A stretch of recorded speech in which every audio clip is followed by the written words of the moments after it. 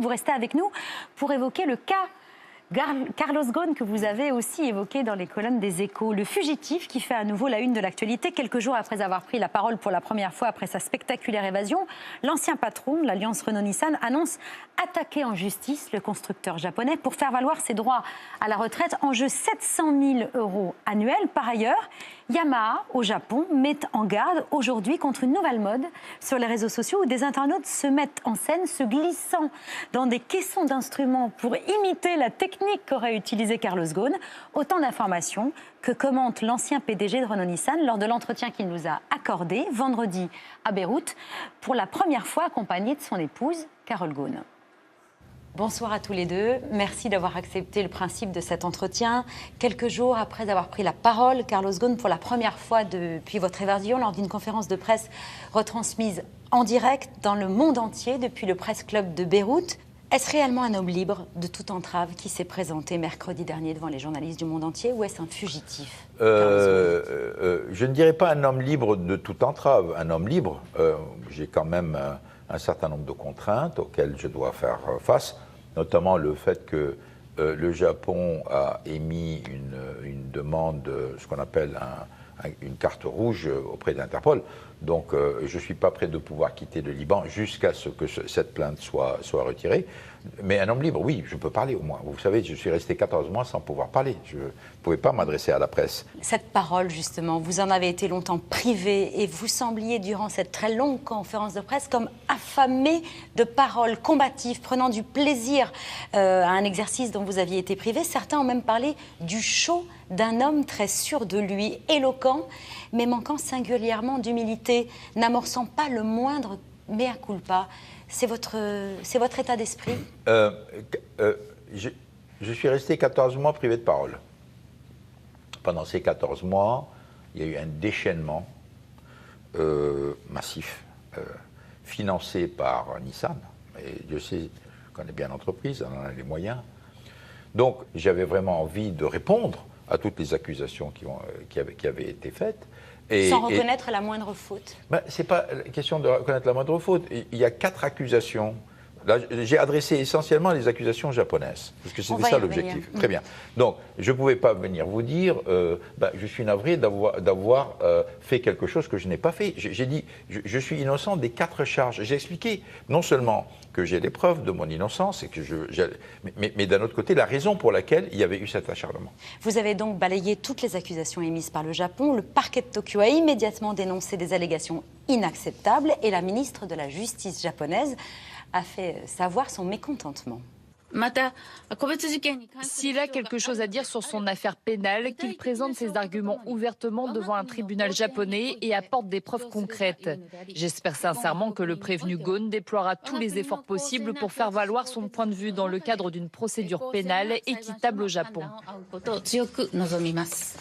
La ministre de la Justice japonaise vous appelle le prévenu Ghosn. Elle dit que votre attitude a été inqualifiable, votre évasion injustifiable. Vous avez fui alors que vous n'étiez pas enfermé, dit-elle, et que vous pouviez voir librement vos avocats. Que répondez-vous?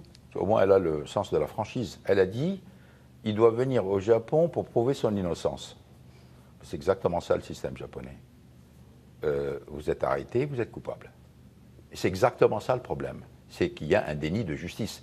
Quand elle dit je veux bien qu'il vienne au Japon et qui sera jugé dans le cadre d'un procès équitable. Je suis d'accord. Mais qui c'est elle qui va me garantir le procès équitable, hein? C'est elle qui va me le garantir. Vous pouvez contester le fonctionnement de la justice japonaise. Il n'empêche, c'est le système judiciaire d'une démocratie que vous avez fui, Carlos Ghosn. Ah bon? Parce que vous pensez qu'une démocratie sans justice... Vous savez, vous pensez qu'une démocratie peut exister sans un système de justice dans lequel la défense a ses droits? Vous imaginez, vous, la France, une démocratie dans un système dans lequel vous pouvez être interrogé par un procureur sans la présence de votre avocat, dans lequel le procureur viole toutes les règles, vous protestez, il ne se passe absolument rien, dans lesquels le patron, dans un tribunal, ce n'est pas le juge, c'est le procureur. Moi, je n'appelle pas ça une démocratie. Alors, il y a peut-être des côtés démocratiques du Japon, mais ce que je peux vous dire, en ce qui concerne la justice, ça n'est absolument pas démocratique. Carole Ghosn, vous déclariez en janvier dernier dans Paris Match qu'une des raisons invoquées par la justice japonaise pour maintenir votre époux en détention était leur peur de le voir fuir à l'étranger. Et vous ajoutiez, je peux vous dire que ce n'est absolument pas le genre de mon mari de se dérober. Carlos est un homme d'une grande intégrité et je sais qu'il va faire face. Qu'est-ce qui a changé? Est-ce qu'en quittant le Japon, votre mari n'avait pas su faire face, en quelque sorte, à cette situation? Je pense que mon mari avait toutes les intentions de rester au Japon et de se battre pour son innocence. Mais avec le temps, il a perdu l'espoir. Il a vu que c'est un système qui est corrompu et qu'il ne va pas en sortir. Et peut-être ça va prendre des années et on ne peut pas se voir. Et même ses avocats, ils lui disaient, on n'est pas sûr si vous allez avoir un procès équitable.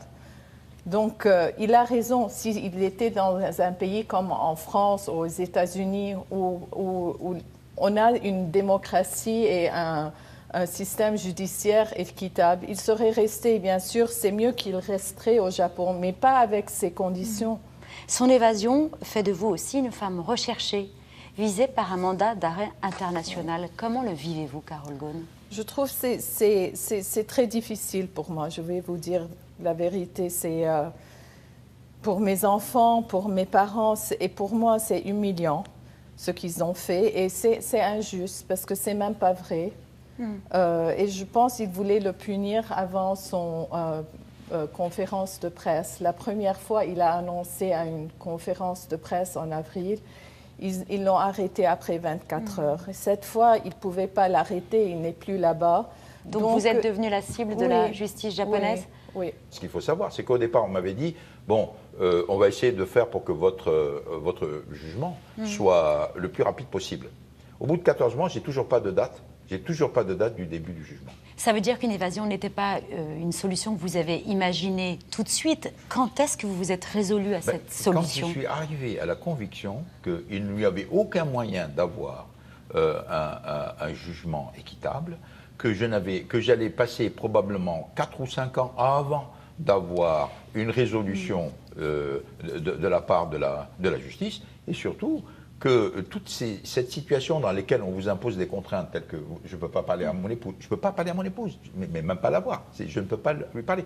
Quand on pose la question au juge, enfin, quelle est la raison pour laquelle je ne peux pas parler à mon épouse? Si vous aviez pu parler à votre épouse, vous seriez resté au Japon? Non, pas parler, il fallait qu'elle vienne avec moi quand même. Je dirais, parler avec mon épouse, ce n'est pas la seule raison. Mais pourquoi il l'empêchait de venir vivre avec moi, me permettre d'avoir une vie normale en attendant mon jugement? Il me posait la question, pourquoi voulez-vous voir votre femme? Non, mais non, franchement, le juge, très sérieusement, me disait, mais pourquoi voulez-vous voir votre femme? L'avocat n'en croyait pas ses yeux, il a essayé de lui expliquer, mais votre honneur, vous comprenez? Puis après, mais de quoi vous voulez parler avec votre femme? Et après, une fois qu'il a concédé 2 heures d'entretien en 9 mois, 2 heures d'entretien en 9 mois, il a demandé à ce qu'on lui dise au départ quels sont les sujets dont on voulait parler, et puis il a obligé un avocat à être là et lui faire un rapport. Il n'empêche, une fuite pouvait ressembler aux yeux de l'opinion publique comme un aveu de culpabilité. Une fuite dont vous ne révélez pas les détails, mais qui a donné lieu à un grand nombre de théories. Le Wall Street Journal a notamment publié la photo d'une malle noire pour matériel audio qui vous aurait transporté. Regardez ces images. Carlos Ghosn est au Liban. L'ex-PDG de Renault-Nissan a fui son assignation à résidence au Japon. Tous les regards sont tournés aujourd'hui vers cette élégante maison de Beyrouth. Selon la presse libanaise, Carlos Ghosn et son épouse y séjourneraient depuis leur arrivée hier. Et cette photo qui montre qu'il a donc pu passer les fêtes en famille. En Turquie, où l'ex-PDG a fait escale, 7 personnes ont été arrêtées, conduites dans ce commissariat d'Istanbul, soupçonnées d'être des complices. 4 pilotes, 2 personnels au sol et le cadre d'une compagnie privée. La presse libanaise l'avait déjà évoqué et voilà que le très sérieux Wall Street Journal publie cette photo. C'est donc dans cette caisse que Carlos Ghosn s'est fait la malle. La preuve, elle a été retrouvée par les enquêteurs turcs. Je vous voyais sourire à plusieurs reprises, Carlos Ghosn, et montrer les images à votre épouse. Qu'est-ce qui vous faisait sourire? Non, c'est des petits clins d'œil, on a un peu de complicité, si vous voulez. Notamment à 2 moments, lorsque les journalistes évoquent votre maison, la maison libanaise dans laquelle vous seriez installé depuis votre retour à Beyrouth, et lorsque la photo de cette fameuse malle noire est apparue. Vous tirez une certaine fierté de cette évasion? Non, fierté, pas forcément. Je suis content que ça se soit bien passé parce que ça aurait pu mal tourner. Pas une fierté, mais moi, ce que je m'aperçois, c'est que c'est devenu quelque chose de très public, très populaire, hein, puisqu'il y a même un... J'ai vu que les Japonais avaient mis en place un jeu vidéo sur ma fuite et qu'ils sont en train de développer tout un thème autour de ça. Donc c'est devenu quelque chose qui est passé dans les... vous voyez, dans l'humour, dans les médias sociaux. Bon, c'est bien. Maintenant, je ne suis pas dire que j'en suis fier, ni que j'en ai honte. Hein. Je suis totalement indifférent à cela. Moi, ce qui est important, c'est que j'ai retrouvé ma liberté de parole et ma capacité à me défendre. Et ça, je l'avais perdu depuis 14 mois. Une fuite comme celle-là, elle peut vraiment s'organiser seule, sans alerter vos plus proches, Carlos Ghosn? Ben, c'est pas ça. C'est que vous ne pouvez organiser une fuite comme cela que seul. Parce que, bon, vous savez, moi, j'étais quand même assez surveillé. Bon, les Japonais vont dire que finalement, il n'y a rien du tout. Hein. J'avais une caméra à la maison, j'avais des gens qui me suivaient à longueur de journée alors que c'était interdit. J'avais un téléphone qui m'avait été donné par les avocats qui étaient surveillés. Évidemment, quand je parlais avec quelqu'un, je savais qu'il y avait plusieurs personnes sur la ligne. Bon, je ne pouvais pas utiliser Internet, je pouvais l'utiliser que chez les avocats et ils pouvaient tout contrôler. Enfin, bon, j'avais aucune marge de manœuvre. Bon, je l'ai fait quand même. Je l'ai fait tout seul. Je l'ai fait tout seul parce que je savais que, à partir du moment où vous mettez quelqu'un dans le coup, vous multipliez vos risques d'échec et d'être découvert. Donc, il fallait qu'il y ait un minimum de personnes et ces personnes doivent être des personnes qui agissent. Ce sont des personnes, vous ne pouvez pas mettre au courant des gens pour vous conforter. Non. Bon, c'est tout. Si vous aviez été au courant de ce projet d'évasion, est-ce que vous en auriez dissuadé votre mari, Carol Ghosn? Bonne question. Peut-être si vous me demandez ça au début, quand il est sorti en avril, mars-avril, je lui dirais non, tu dois rester, tu ne peux pas faire ça, c'est trop risqué. Mais avec le temps, on a vu ce qui se passe. On ne peut pas se voir et ce n'est même pas l'idée qu'on ne peut pas se voir, il ne va pas avoir un procès équitable. Donc le risque est devenu moins important. C'est toujours un risque, mais donc je suis contente qu'il l'a fait parce que on ne savait pas le résultat final. S'il était en France ou un autre pays démocratique, je lui dirais non, reste, tu vas avoir, on verra la fin de ça, mais pas avec le système japonais. Donc vous avez découvert la présence de votre mari à Beyrouth Oui. au moment où il a franchi la porte de votre résidence? Non, quand quelqu'un m'a appelé, quelqu'un qui était avec lui, il m'a dit « Viens chez tes parents, j'ai une surprise pour toi ». Et c'était Carlos. Donc c'était tôt le matin, je me suis habillée, je suis partie chez mes parents. Vous saviez que Carlos Ghosn vous attendrait? Oui. Mais vous n'en avez pas douté. On vous appelle, on vous dit votre époux Carlos Ghosn est à Beyrouth, vous l'avez cru immédiatement? Oui, parce qu'il est capable de faire quelque chose comme ça. Quels ont été vos premiers mots échangés ce jour-là? La question est adressée à... Oui, non, c'est lui qui a parlé. Moi, j'étais trop émue. Il m'a dit, tu es ma lioness. Lyonnaise? Oui, tu es ma lionne. Ma lionne. Tu es ma lionne. Pourquoi c'est votre lionne? Parce que c'est ma lionne. Parce qu'elle s'est défendue courageusement. Elle a remué ciel et terre. Elle n'a pas hésité à appeler tout le monde, à passer sur toutes les télés. Pourtant, ce n'est pas son style, car elle est quelqu'un qui est très réservé. Et j'ai vu quelqu'un sortir de l'ancienne carapace, et impressionnante, courageuse, généreuse, authentique. Et elle a ému beaucoup de monde. Hein. Je passais dans toutes les télévisions du monde. Le Financial Times a estimé à 20 millions de dollars le prix de votre fuite entre la perte des cautions et celui pour organiser l'évasion. Ça veut dire qu'on peut tout acheter, y compris la liberté, qu'on fuit plus facilement une justice inéquitable quand on est un milliardaire? Bon, il y a déjà beaucoup de choses inexactes dans ce que vous dites. Hein. Moi, je ne sais pas d'où est-ce que le Financial Times a sorti 20 millions de trucs. C'est vrai, mais enfin, chaque fois qu'un journaliste sort un chiffre, on l'utilise en disant, voilà, il a dit ceci. Donc, franchement... Mais c'est moins, c'est plus? C'est certainement pas plus. Franchement, je trouve que c'est un peu fantaisiste. C'est un peu fantaisiste. Bon, deuxième chose, je ne suis pas milliardaire, donc je ne sais pas d'où j'ai hérité cette... millionnaire, pardon. Oui, mais enfin, entre millionnaire et milliardaire, il y a une énorme différence. Il y a 3 zéros de différence, donc c'est beaucoup. Troisièmement, certes, je suis privilégié, je le sais, puisque j'ai les moyens de me payer des avocats, et des bons avocats. J'ai les moyens d'organiser quelque chose de ce type. Je suis privilégié, je le reconnais. Et ça me fait d'autant plus mal que je sais qu'il y a des personnes qui n'ont pas les moyens de se payer des avocats, qu'il y a des personnes qui n'ont pas les moyens d'organiser cela, qui souffrent de ce système et dont personne n'entend parler. Ce sont des dizaines de milliers de personnes. Et c'est pourquoi j'ai beaucoup de sympathie, notamment pour mes 3 avocats japonais, qui sont tous des militants des droits de l'homme, et qui ont attiré l'attention, qui ont utilisé mon cas pour attirer l'attention. Et d'une certaine manière, je suis fier aussi de porter haut cette parole, parce que je pense aux dizaines de milliers de Japonais, et d'étrangers d'ailleurs, qui croupissent dans les prisons japonaises, avec une défense qui n'a pas droit à la parole, et avec des procureurs qui sont d'une brutalité inouïe, avec un taux de condamnation de 99,4%. Donc vous devenez aujourd'hui le militant de la défense des droits de l'homme face à la justice inéquitable au Japon. C'est presque gonflé quand même, Carlos Ghosn. Non, attendez, n'utilisons pas de grands mots. Si je dis j'ai de la sympathie et j'aiderai cette cause, je ne suis pas devenu un militant, j'ai d'autres choses à traiter. Voilà pour cette première partie de l'interview. Dominique Seux, Carlos Ghosn reconverti en défenseur des droits du prisonnier au Japon. Ça vous étonne? Ça lui ressemble ou il exagère un peu là? Mais vous savez, on est à la fois bluffé quand même par la performance humaine, c'est-à-dire cet entretien, la conférence de presse, cette évasion. Et en même temps, il y a une part de nous-mêmes qui se dit, oui, vous avez posé la question, le Japon est un pays démocratique, il a fui, c'est l'illégalité, donc il a descendu quand même pas mal de marches en un peu plus d'1 an. Ça n'est plus le même homme. On voit l'homme et on se dit, bon, il a du tempérament, c'est le moins qu'on puisse dire, mais en même temps, judiciairement, l'homme d'affaires est fini. Je ne sais pas s'il fait un dernier tour de piste et s'il a des révélations à faire dans les mois qui viennent.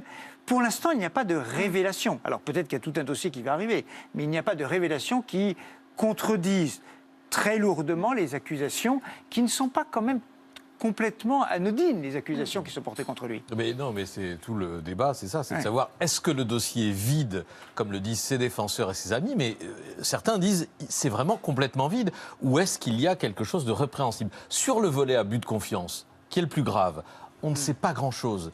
C'est des informations qui ont été publiées par la presse japonaise, qui sont sans doute issues du bureau du procureur. Aucun document n'est sorti, mais ce sont des détournements de fonds possibles qui montreraient que Carlos Ghosn et ses enfants ont fait du business, qu'ils ont monté des sociétés ou des fonds qui ont touché de l'argent de Nissan. Ça, on ne sait pas, et c'est évidemment un enjeu très important. Mais ce qui est sûr aujourd'hui, qui est certain, c'est que sur le premier volet de l'affaire, sur le premier chef d'accusation, c'est-à-dire la rémunération non déclarée, le défaut de déclaration aux autorités boursières d'un projet de rémunération différé, on va y revenir dans un instant avec lui. C'est ce qui lui a valu d'être arrêté et jeté en prison. Ça apparaît complètement dérisoire. Ce serait un avertissement à l'AMF en France. Une journée d'interrogatoire. Mais il est dans sa conférence de presse, et comme là, effectivement, il avait mis la contradiction entre les moyens incroyables déployés par la justice japonaise. Parce qu'il y a les moyens japonais, et puis en Mondiovision, c'était un truc incroyable, et effectivement, quelque chose qui apparaît,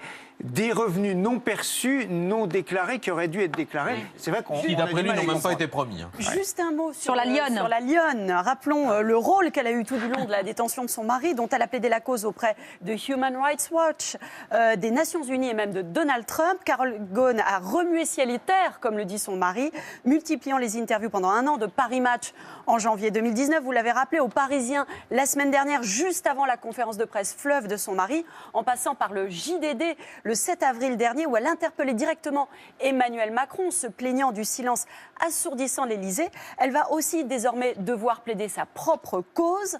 Mardi dernier, la justice japonaise émettait un mandat d'arrêt contre elle pour avoir supposément menti durant un interrogatoire. Jeudi, les procureurs l'accusaient d'avoir soudoyé ou fait pression sur plusieurs témoins clés. Et vendredi, ils demandaient à Interpol l'émission d'une notice rouge qui obligerait le Liban à la soumettre aux questions de la justice japonaise. Pour vous, c'est de l'acharnement ou son rôle va bien bien au-delà de la communication? On ne saura pas, mais on peut imaginer qu'elle a eu un rôle non négligeable dans cette opération. Mais honnêtement, Carlos Ghosn ne le dira jamais, puisqu'il la mettrait en cause de manière très nette, directement, et sa liberté de mouvement à elle serait définitivement brisée. Carlos Ghosn va rester un temps assez certain quand même au Liban, c'est-à-dire un homme qui passait 100 nuits par an dans son avion, entre tous les continents, et qui se retrouve dans un pays qui est quand même plus petit et avec un horizon qui se restreint. Alors, il y a cette séquence qui est absolument incroyable, mais la vie est en train de changer. Quand on regarde quand même son ascension, parce que c'est quand même quelqu'un né au Brésil, qui a fait des études au Liban, qui a fini à Polytechnique, qui a dirigé la plus grande entreprise automobile mondiale, en tout cas pendant quelques mois, et qui se retrouve, il y aura des droits de télévision, sans doute une série. La question, c'est de savoir, est-ce que c'est un héros positif ? C'est-à-dire, et là, je ne suis pas certain pour l'instant qu'on puisse dire que c'est un héros positif. Vous parlez des interventions auprès de la présidence de la République française restées lettres mortes. On en a parlé justement avec Carlos Ghosn. Carlos Ghosn, de son côté, a évoqué des interventions souterraines qui n'aurait pas abouti, le laissant seul, dit-il, face aux accusations japonaises. Une fuite qui ne lave pas les accusations dont vous êtes l'objet, les accusations japonaises. Vous maintenez ne pas être coupable d'avoir dissimulé une rémunération différée supérieure à 100 millions d'euros. Mais alors pourquoi, Carlos Ghosn, avoir transigé, négocié avec l'administration américaine qui menaçait de vous poursuivre pour cette raison-là, justement? Alors, je sais que les pratiques américaines sont très différentes des pratiques françaises ou japonaises. Je reviens là-dessus. Alors, vous dites, si vous êtes innocent, pourquoi vous avez signé? C'est ma question. Beaucoup de questions. Très bien. Alors, j'ai signé un accord qui m'a coûté $1 million sur les conseils de mon avocat, de mes avocats. Et Nissan en a payé. Ouais. Mes avocats me disent, vous êtes innocent, nous le savons. J'ai dit, très bien. Alors, qu'est-ce qui se passe si je me bats? Ils m'ont dit, c'est très bien, très simple. Si vous vous battez, parce qu'eux, ils font que ça, ils ont tout le temps ils disent, ça va durer 3 ans avec la SEC. Il faudra payer les frais d'avocat. Et les frais d'avocat aux États-Unis sont extrêmement élevés. Ils comptent entre 2 et 3 millions de dollars par an de frais d'avocat. Alors il dit, c'est très simple, M. Ghosn. Vous voulez défendre votre innocence, c'est très bien. C'est 3 ans, c'est de 6 à 9 millions de dollars. Et en fin de compte, vous serez innocent. Alors vous avez le choix entre, vous faites un accord tout de suite à $1 million. Mais ça peut paraître comme un aveu de culpabilité, ou vous choisissez l'innocence dans 3 ans. Mais ça n'est pas un aveu de culpabilité, puisque l'accord consiste essentiellement, et l'administration américaine consiste à dire, ni vous reconnaissez les faits, ni vous les niez. On arrête les poursuites. Mais de leur part aussi.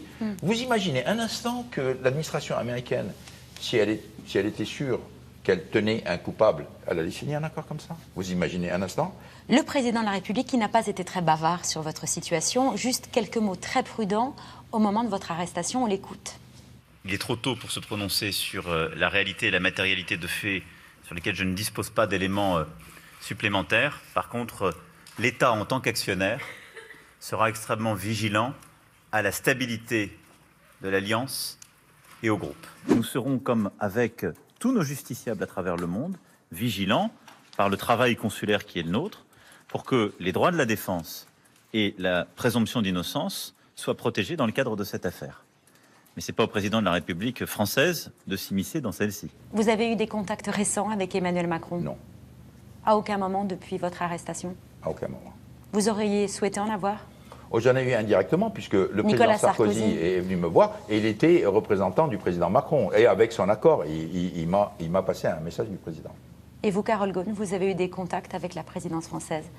Vous trouvez que la France a manqué de courage à l'égard de votre mari, qu'elle l'a abandonné, tourné la page un peu trop facilement? Oui, moi je pense que oui. J'ai souffert beaucoup avec ça, parce que j'ai tout essayé d'avoir leur attention et c'était très dur.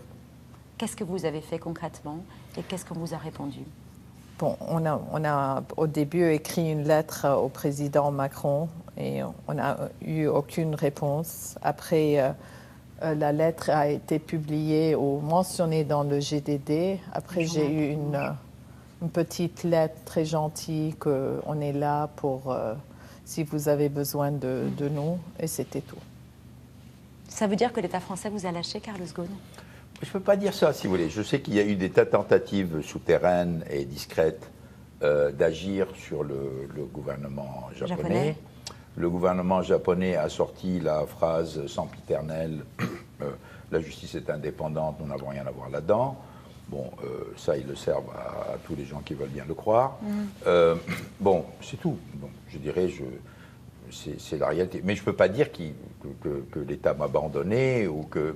Je ne sais pas. Je sais qu'il y a eu des contacts souterrains, je sais qu'il y a eu des tas de tentatives, manifestement, qui n'ont abouti à rien. 2 autres responsables politiques n'ont pas hésité à vous soutenir publiquement, 2 responsables aux 2 extrêmes de l'échiquier politique. Qu'a fait la France ? C'est-à-dire, qu'a fait l'aide consulaire qui normalement doit être apportée à tout Français. Le gouvernement n'a strictement rien fait pour pouvoir prendre attache avec le Japon pour que le respect des droits de la défense de M. Ghosn, qui est un Français... Vous diriez que la France l'a abandonné d'une certaine manière ? Je crois que la France l'a abandonné. Les droits de l'homme et les droits de la défense ne s'appliquent pas en fonction de critères de classe. Donc M. Carlos Ghosn y a droit comme tous les autres. La maltraitance à laquelle s'est livrée la justice japonaise est inacceptable. Vous connaissez un être humain qui n'essaye pas de s'échapper quand on le maltraite ? Ça n'existe pas. Alors pourquoi lui serait le seul être humain à notre connaissance à qui ça serait indifférent d'être maltraité ? Vous vous attendiez à de tels soutiens ? Ils vous embarrassent ou ils vous confortent ? Je ne sais pas si ce sont des soutiens pour moi, mais je pense qu'ils ont exprimé des choses que beaucoup de gens pensent. D'un côté, M. Mélenchon qui dit un citoyen français est un citoyen français, il faut qu'il soit défendu, qu'il soit patron ou qu'il soit quoi que ce soit d'autre. Moi, je suis d'accord avec lui. Moi, je ne demande pas à être au-dessus des lois, mais je ne veux pas aussi être en dessous des lois. Je ne veux pas aussi qu'on m'abandonne sous prétexte que j'étais patron. Je ne comprends pas ça. Donc, je suis tout à fait d'accord avec lui et je rends hommage à sa déclaration qui, je le sais, est une conviction. C'était surprenant, mais c'est honnête. Et Madame Le Pen, elle dit ce que beaucoup de gens pensent. Dominique Ceaucy, la France n'a pas abandonné Carlos Ghosn, elle a tourné la page rapidement, ça c'est sûr. La séquence est quand même incroyable. Pour attaquer Emmanuel Macron, la France insoumise et le Rassemblement national trouvent le moyen de défendre Carlos Ghosn. On est vraiment dans quelque chose d'assez extraordinaire. La France ne pouvait pas faire 1000 choses supplémentaires. C'est vrai que les relations entre Emmanuel Macron et Carlos Ghosn n'ont jamais été bonnes. Elle a apporté l'aide consulaire. On peut se dire néanmoins que si ça avait été les États-Unis qui étaient en cause et pas la France, ça aurait sans doute été différent.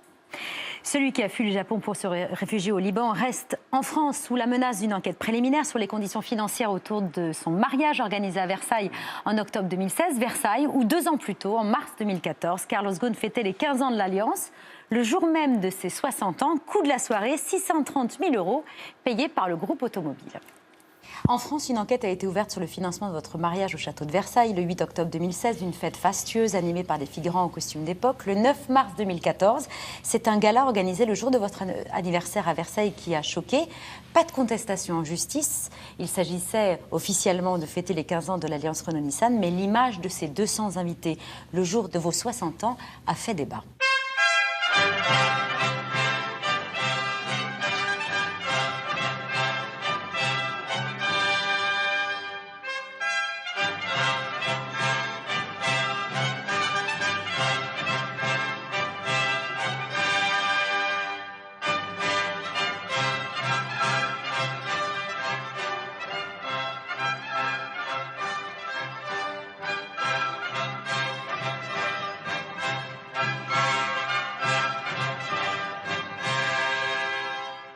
Pourquoi réagissez-vous comme ça, Carole Ghosn, en voyant ces images ? Vous regrettez ? Je regrette tout ça. Oui, je regrette voir que les gens ont fait un spectacle de tout ça. Et je pense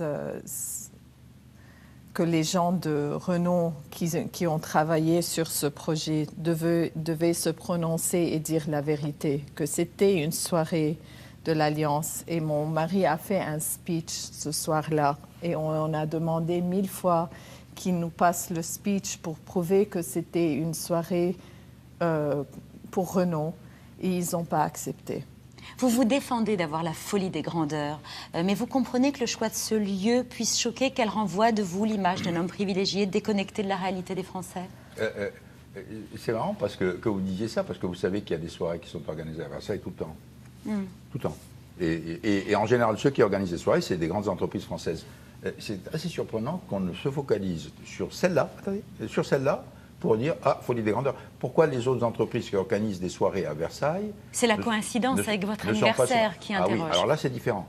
Alors les gens disent pourquoi Versailles. Je dis attends, Versailles, parce que Versailles, c'est le symbole de la France. Enfin, les touristes, quand ils viennent, ils vont visiter Versailles, premier lieu. Cette soirée, elle n'était pas faite pour les nationaux, elle était faite pour tous les soutiens étrangers de l'Alliance. C'était des étrangers qui étaient venus. Donc, elle avait été organisée pour les 15 ans de l'Alliance. J'avais le choix de la faire en France, j'avais le choix de la faire au Japon ou de la faire à Amsterdam. Et un autre soir, peut-être, pas forcément le soir de votre anniversaire. Ben non, il fallait que ça se fasse en mars, puisque c'était en mars que l'Alliance s'est signée. Il fallait que ça se fasse un week-end. Et c'était le seul week-end qui était disponible. Et en général, les gens préfèrent venir à des soirées le samedi soir plutôt que le dimanche soir. Si c'était à refaire, le referiez-vous? C'est la question. Vous faites, c'est ça ce qui est intéressant, c'est que d'un côté, il y a la présomption d'innocence et de l'autre côté, il y a le clin d'œil en disant il est coupable. C'est en même temps, c'est la même chose. C'est-à-dire, ça s'est passé le 9 mars. J'ai organisé une soirée pour un anniversaire qui a eu lieu le lendemain, le 10. On l'a dit plusieurs fois, c'était pas du tout la soirée d'anniversaire. Avez-vous été victime, comme le titrait Le Monde en décembre 2018, de l'ambition, l'argent, la gloire jusqu'à la démesure? Ce sont des titres qui sont associés désormais à votre nom, Carlos Ghosn. Il y a beaucoup de littérature. Madame, si je n'avais pas d'ambition, on ne serait pas le premier constructeur mondial. Renault serait toujours un petit constructeur régional. Il n'y aurait pas eu d'alliance et il n'y aurait pas eu toute la croissance de Renault. Donc mon ambition a servi Renault. Et elle nous a permis d'atteindre en 2017, chose absolument inespérée il y a quelques années, le rang de premier constructeur mondial que depuis on a perdu, dont personne ne parle. Depuis des années, votre rémunération est un sujet passionnel, polémique. Vous le revendiquez sans tabou. Je veux dire quelque chose, madame. En 2009, on m'a proposé d'être le patron de General Motors. Bon. Si j'en parle aujourd'hui, c'est parce que la personne qui me l'a proposé a écrit ça dans un livre. On me proposait bien d'autres jobs, mais celui-là, j'en parle, puisque vous ne pouvez pas le contester, puisque Steve Ratner le raconte dans son livre. Il était venu un jour me dire, il m'avait invité à sa maison aux États-Unis, il m'a dit, président Obama, j'en ai parlé au président Obama, on veut que vous soyez le patron de General Motors. Si j'étais aussi... vénal. Voilà, j'aurais quitté. Mais j'aurais quitté. Madame Marie Barra, qui est patronne de General Motors, gagne 2 fois plus que moi pour un job qui est beaucoup plus facile. Non, mais, il faut quand même que je puisse m'exprimer. Je ne l'ai pas fait parce qu'on était en 2009, on était en pleine crise financière. Et je me suis dit, je ne peux pas quitter des entreprises en difficulté, même si c'est pour un avantage personnel. Je dois vous dire, je regrette cette décision, mais je la regrette amèrement. J'aurais dû quitter. Parce que finalement, je n'ai jamais eu le moindre crédit d'être resté fidèle à ces 2 entreprises et d'avoir abandonné un chemin qui était beaucoup plus facile pour moi et beaucoup plus lucratif. Beaucoup plus rémunérateur. Ça, c'est la réalité. Oui. En 2016, vous avez maintenu votre salaire alors qu'il venait d'être désavoué par les actionnaires de Renault. Comment vous le justifiez? Moi, je ne maintiens pas mon salaire, madame. On ne dit pas ça. C'est le conseil d'administration qui vous paye. Il y a un conseil des rémunérations. Et au sein du conseil, il y a un comité des rémunérations qui décide votre salaire. Moi, c'était très facile si je pouvais décider par moi mon salaire. Ce comité des rémunérations, qui est organisé par des administrateurs indépendants, établit mon salaire. Il me le propose, je l'accepte ou je ne l'accepte pas. Et après, il faut qu'il le vote devant les actionnaires. Donc, aller dire que moi, j'ai établi mon salaire, ça n'est pas vrai. Donc, tous les portraits qu'on fait de vous sont caricaturaux quand on vous présente comme un homme sans limite, ni aucun contrat à rendre, tombé dans le faste, qui fait de moins en moins la différence entre vie privée et vie publique.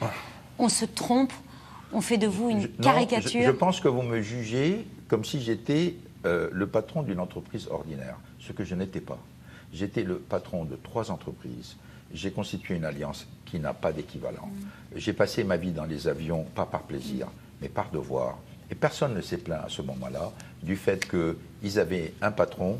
Vous savez que j'ai été remplacé par 4 personnes.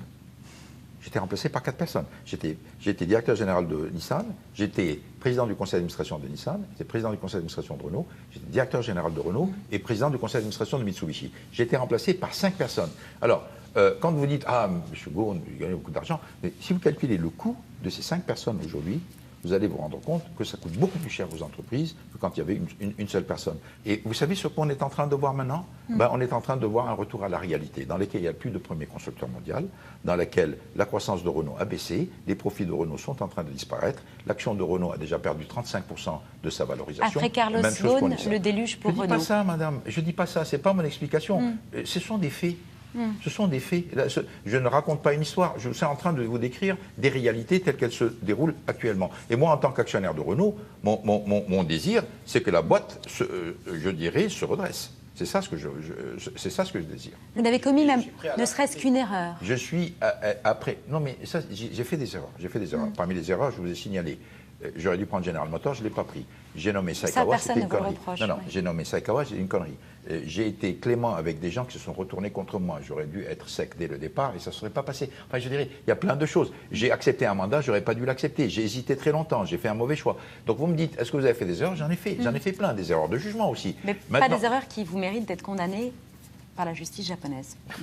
Une annonce a pu surprendre. Vous voulez que j'avoue quelque chose que je n'ai pas fait? Il faudrait rejoindre les rangs des procureurs japonais, ils adoreraient ça. Une annonce a pu surprendre. Vous avez affirmé lors de votre première prise de parole vouloir faire valoir vos droits à la retraite.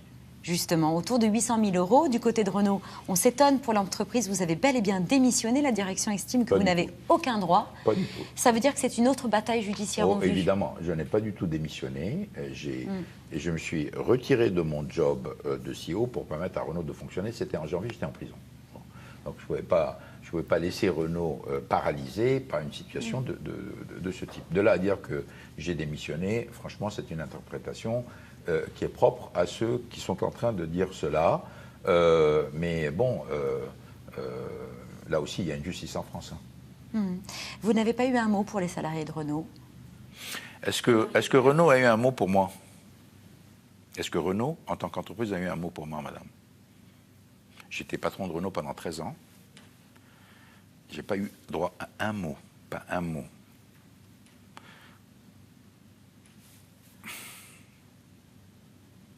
C'est peut-être ce qui vous... Non, je dirais ça n'honore pas l'entreprise. Ça n'honore pas l'entreprise. Qu'auriez-vous aimé entendre de la part de Renault? Bon, maintenant, rien du tout. Vous en voulez aux dirigeants de Renault? Non, j'en veux pas. Je n'en veux même pas, franchement. Je n'en veux même pas. J'espérais mieux. Quand l'histoire est arrivée, j'essayais d'appeler Renault, les gens qui travaillaient avec lui. J'étais désespérée et il ne me répondait plus au téléphone. Et une m'a dit, vous ne nous appelez plus, on ne peut rien faire pour vous, on n'a pas le droit de vous adresser la parole. Et quand j'avais besoin de soutien, et je ne savais pas où regarder et qui va m'aider, et ça c'est la réponse après tout ce qu'il a fait pour eux. Qui étaient ces responsables de chez Renault que vous essayez de joindre? Des gens qui étaient proches à Carlos. Donc j'étais désespérée. Je ne savais pas où commencer, comment faire. Et ça, c'est leur réponse. Si vous voulez faire valoir vos droits à la retraite, c'est ce que vous envisagez désormais? La retraite, c'est votre avenir, Carlos Ghosn. On ne pourra pas vous voir réapparaître dans l'industrie automobile. En France, je suis à la retraite, puisque j'ai fait valoir mes droits qui ont été acceptés par la Sécurité sociale. Je suis à la retraite. En France, je suis à la retraite. C'est tout, c'est un fait. Mais pas une retraite chapeau qui vous avait été accordée par Renault. Ça, c'est une autre affaire. Vous avez dit avoir eu peur de devoir finir votre vie au Japon. Oui. Est-ce qu'aujourd'hui, vous envisagez de finir votre vie ici à Beyrouth, qui pourrait devenir une nouvelle prison dorée? On va vivre jour par jour. Oui. C'est tout. Mais s'il fallait vivre dans un endroit pour très longtemps, je préfère de loin le Liban au Japon. Oui. Carlos Ghosn a-t-il des chances de gagner son procès au prud'homme contre Renault? Dominique, ça va être compliqué parce que les juristes de Renault disent qu'en tant que mandataire social, administrateur, il n'a pas tout à fait droit à les mêmes droits qu'un salarié tout à fait ordinaire. Mais il va avoir une bataille de juristes très très longue, parce qu'on parle quand même d'une quinzaine de millions d'euros. Une quinzaine de millions d'euros pour les actions de performance. Donc ça n'est pas rien. Je crois que dans la tête de Carlos Ghosn, il y a évidemment l'envie de récupérer cet argent, parce qu'il a besoin, sans doute, estime-t-il, pour vivre, mais aussi, il l'a dit là, qu'il a été très heurté par l'attitude de Renault. L'attitude de la France. Vous comprenez le ressentiment de Carlos Ghosn à l'égard de Renault?